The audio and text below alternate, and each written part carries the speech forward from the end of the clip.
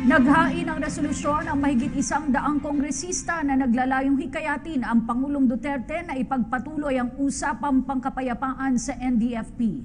Ayon sa mga ito, kumpara sa mga nakaraang administrasyon, mas malaki ang naging development ng peace negotiations sa ilalim ng kanyang pamamahala. May ulat si Jervis Manahan.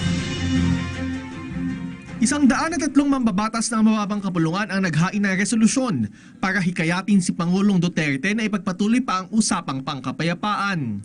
Karamihan sa kanila, mga miyembro ng majority.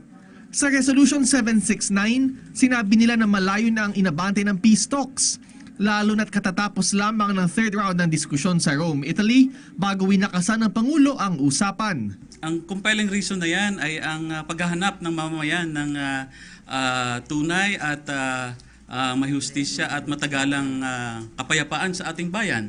No? At ito ay ini-express ng marami na. And in fact, doon sa both panels, no, the GRP and NDFP, sa nakaraang 3 rounds of talks ay meron na ngang pinag-agrihan sila.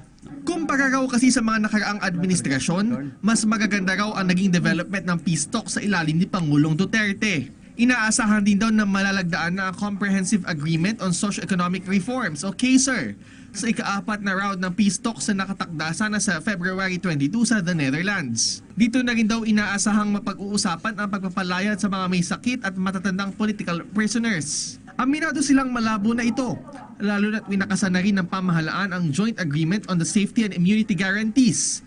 Pero umaasa raw silang magbabago pa ang isip ng Pangulo. Ang kabataan din ay nananawagan ng all-out peace, not all-out war.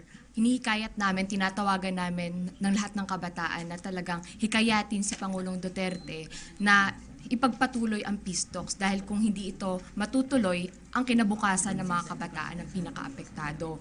Hindi kasama sa mga lumagda ang mga pinakamatataas na leader ng Kamara, gaya ni na Speaker Pantaleon Alvarez at Majority Leader Rudy Fariñas. Para sa PTV News, Jervis Manahan.